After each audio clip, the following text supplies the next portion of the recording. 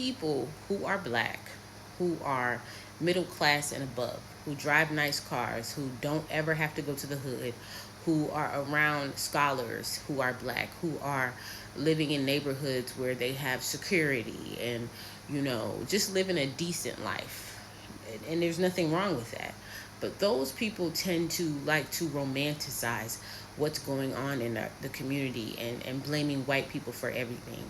And nobody can't come to my channel or come to me and say, you act like you don't understand that the white people. I do understand, and I acknowledge it. I understand white supremacy. I understand in all the ways it affects us.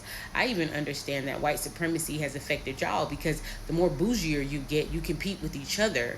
Not in the same ways that, white people do, of course. You hide behind black power and black excellence, and you try to make it look good. But in reality, black people are always competing with their degrees and their cars and where they live, and the hierarchy. That's the patriarchy. The patriarchy taught you to do that. But I want to see those black people just come and live in the hood. Agree to live in the hood without your nice car, without your money. You can't have light skin. Because I'm not going to say, all these things matter, but I'm saying if you're mixed, you still get affected by it. But if you're a mixed woman who's attractive, you might have a better experience, because we know niggas fawn over anything that's light and bright. So the niggas might want to be nicer to you. But also, I think it also puts a target on your back, because niggas will sexually abuse you, rape you here. They don't care. But I'm talking about me. I'm talking about somebody who looks like me, right? Even I have a sort of an advantage sometimes, because when I go outside, these niggas don't have to look at me properly. If my hair is blended properly, they think I have mixed hair.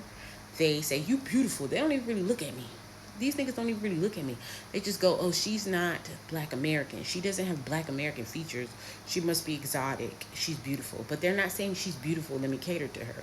She's beautiful, let me fuck some and leave. Beautiful, or she's loyal and she's nice, let me impregnate her, abandon her, these kind of things.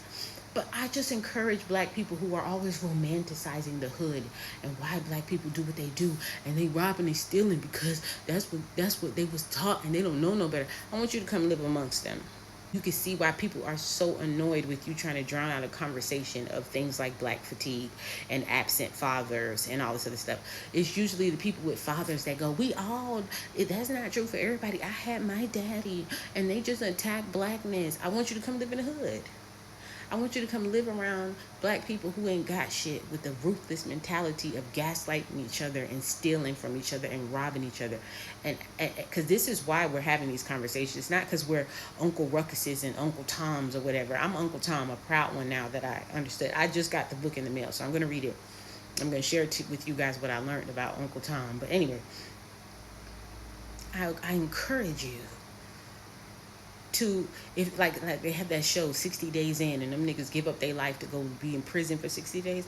I want to encourage you, while you talking that big shit about the patriarchy and white people's evil, yes, there's crime in every community, but for some reason, when we want to talk about black on black crime and black people doing this to each other, black people who want to romanticize and pretend that only people who harm us is white people and that we don't harm each other. I want you to come give up your life for an entire year and come live in the hood, and then I want you to talk that same shit. I've been a lot of things in my life. I should start right. I've been a lot of things in my life. A lot of things have happened to me, and directly what has affected me and the people who have affected me have my skin color. I don't care about facts. I don't care about history. I don't care about none of that shit. Of course it matters. But when you see people talking about black fatigue, that's all they're considering, their reality. Come live in the hood.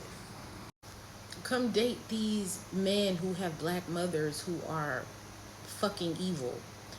Come and just walk down the street with hood niggas everywhere. There's no cookouts going on. There's no hey, we just love everybody. That's not what's happening. That's not what's happening. Two conversations can be had at the same time. We don't have to drown out the conversation of black fatigue just to emphasize what white people have done. Why can't we do both? Why do black people hang on to for dear life the conversation about white supremacy and racism, but won't touch black fatigue? I'm sick of it. Come live in the hood. Come live in the hood. Come over here. Come and live in the hood. Bask in all of this black unity that you think is happening over here.